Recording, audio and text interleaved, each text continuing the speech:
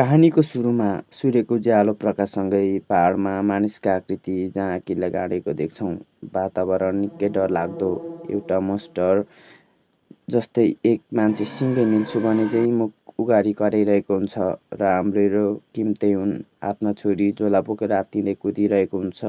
मोन्स्टरबाट बच्न मान्छे कति नै भाग्न सक्थ्यो र त्यो मोन्स्टरले अट्याक गर्छ तर मान्छेले मान्न जान्दैन। तेयुनले मोन्स्टरको मुखमा छुरी घोपिदिन्छ र अन्त्यमा मोन्स्टर मर्छ अनि आफ्नो अनुहार पुस्दै लामो लामो सास फेर्दै भन्छ, मैले मोन्स्टर मार्नलाई आफ्नै पावर युज गरेँ। त्यति भन्दै गर्दा तेयुनलाई कसैले बोलाउँछ। ओइ अवेकन सिनमा हामीलाई हेर्दा लाग्छ कि हाम्रो तेयुन कति कमजोर छ भनेर। यहाँ बोलाउने मान्छेको नाम भनेको छैन, त्यसैले म राते भनेर भन्छु, तपाईँहरू नझोकिनु होला। त्यो रातिले भन्छ, तँ के गर्दैछस् बरुवा, आफ्नो काम गर्नु पर्दैन। ड्रप्सहरू कलेक्ट गर। फेरि अर्को भालेको शिर जस्तो बकोले भन्छ, तैँले मोन्स्टरको क्रप्सहरू देखाएको छैनस् मुला, चोर, तँलाई के लाग्छ हामीले तँलाई के गर्न हायर गरेको? अनि तेयुनले डराउँदै भन्छ, मलाई माफ गरिदिनुहोस्। अनि तेयुनले लामो सास फेर्दै भन्छ, थुक्क, र भन्न थाल्छ, त्यो संसार परिवर्तनपछि पातलको खोजी भो यो पातल जहाँ अर्कै संसार, जहाँ मोन्स्टर, जहाँ कल्पना गरेको संसार साँच्चै छ। पछि पातल फेला परेपछि मान्छेहरू अवेकन हुन थाल्यो एउटा शक्ति लिएर, जुन शक्तिले मोन्स्टरलाई हराएर पातलको एक्सप्लोर गर्थ्यो। यदि तिमी हाई ऱ्याङ्क अवेक गर्यौ भने तिम्रो जीवन राम्रो हुने ग्यारेन्टेड थियो, तर मेरो छैन। म एउटा बरुवा जो हाई ऱ्याङ्कको बारी बोक्ने, अझै अवेकन 35 वर्ष हुँदासम्म। अनि यति भन्दै पछाडि हेरेर तेयुनले भन्छ, मैले सबै उठाइसकेँ। तेयुनको पसिना आउँछ, छक्क पर्छ त्यो दृश्य देखेर।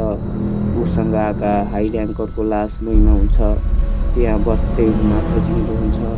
सबै मरिसकेका हुन्छन् र तेयुन आत्तिँदै भन्छ, के भयो यिनीहरूलाई, यिनीहरू कसरी मरे? यत्तिकैमा आवाज आउँछ, अब तँ मात्र एकजना बाँकी छ। हेर्छ र तेयुनले देख्छ एक अजीब आश्चर्य अचम्म मोन्स्टर र सिस्टमले भन्छ, ट्रिपल एस ऱ्याङ्क मोन्स्टर एस्मोडस। यो मोन्स्टर देखेपछि तेयुनले आफ्नो हतियारले आक्रमण गर्न खोज्दा त्यो मोन्स्टर एस्मोडसले आफ्नो शक्तिले तेयुनको हातै उडाइदिन्छ।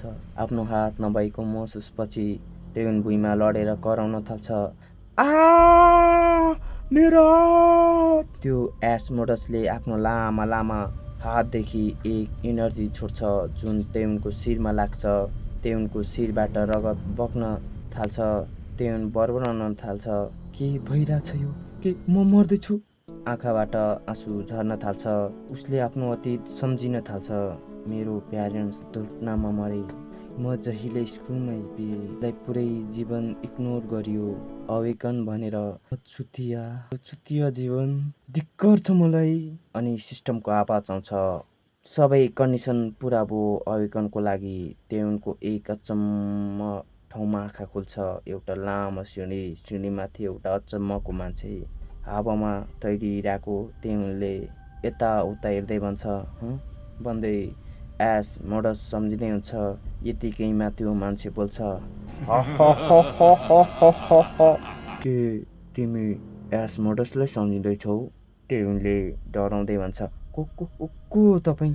र त्यो मान्छेले भन्छ, कसलाई थाहा छ, धेरै जसोले किङ भनेर बोलाउँछ मलाई। तर तिमी चिन्ता नगर, यो विषयमा म कहूँ भनेर।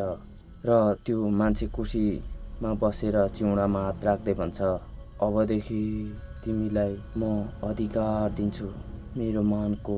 र तेयुनले सोच्न थाल्छ, अधिकार? के बारे कुरा गर्दैछन् यिनी? यो पनि एस्मोडस जस्तै हो, यो ठिक होइन, पुरै चक्कर लाउने खालको छ यो। फेरि त्यो किङले भन्न थाल्छ, म तिम्रो इच्छा शक्तिलाई एडमायर गर्छु र आएँ तिमीलाई चुन्न। तेयुन छक्क पर्छ र सोच्न थाल्छ, के यो सोच्नु राम्रो हो, चमत्कार फेरि हुँदैन भनेर? र कराउँदै तेयुन भन्छ, फर्किनुहोस्, मलाई चुन्नुहोस्, यो के भयो यो? त्यो किङ चम्किँदै भन्छ, तिमी थोरै वेट गर, तिम्रो समयको लागि अब फेरि हामी छिट्टै भेट्नेछौँ। र यो सिनमा तेउन र किङमाथि एउटा 2 आँखा भएको मोन्स्टर कराउँदै खानलाई झर्दै हुन्छ। तेउनले भन्छ, मेरो कि! एउटा प्रकाश एकदम चम्किलोसँगै कसैले भन्दै हुन्छ यो आवाज। यतिकैमा, ओइ चोर, यो सुतिरहेछ, पागल चुतिया, यसले हामीलाई इग्नोर गरिरहेछ। त्यसो भए यसलाई उठाउँ। त्यही सुतिरहेको केटा आँखा खोल्दै मात्र हुन्छ। गुड मर्निङ भन्दै गालामा थप्पड पर्न जान्छ र थप्पड हान्ने केटोले भन्छ, अब निन्द्रा हरायो। अनि हामीलाई थप्पड हाने केटाको नाम बताइन्छ। नाम हुन्छ बाइक हुक्सो। त्यो थप्पड खाने अरू कोही नभई हाम्रो हिरो तेउन हुँदो रहेछ। अनि तेउनले सोच्न थाल्छ, कसरी यो चोरहरू जो मलाई हेप्थे अहिले स्कुलमा? ती छेउछाउमा हिक्सोको चम्चाहरू हिक्सोले तेउनलाई थप्पड हानेको हेर्दै हाँसिरहेका हुन्छन्। हिक्सोले भन्छ, त्यही हुन्, केही त बोल। तेउनले अझै केही बुझिरहेको हुँदैन। उसको आँखा अगाडि के भइरहेछ अनि भन्छ, अधिकार? तेउनलाई केही कुरा सम्झना आउन थाल्छ। उसको आँखा अगाडि स्टाटस सिस्टम प्रकट हुन्छ। सिस्टमले देखाउँछ, नेम किम तेहुन, एज 19, र्याङ्क एफ, स्किल। अब तेउनले सबै कुरा बुझिसक्छ र भन्छ, यदि त्यसो भए यसको मतलब भनेर हाँस्न थाल्छ। युक्सोका चम्चेहरू छक्क पर्छन्। युक्सोले रिसाउँदै भन्छ, यो चुतियालाई के भयो? के पागल हो त चुतिया? त साँच्चै कचरा होस् भनेर युक्सोले कराउँदै हुन्छ। त्यतिकैमा तेउनको मुक्का युक्सोको अनुहारमा। त्यो मुक्काले घमण्डी युक्सो उडेर जमिनमा धसारिँदै पर पुग्छ। चम्चेहरूले युक्सो भन्दै चम्चागिरी गर्न थाल्छन्। अब त्यो कमजोर अवेकन केटो यानि हाम्रो तेउनमा एक कन्फिडेन्स आउँछ, आत्मशक्ति, र हाँस्दै भन्छ,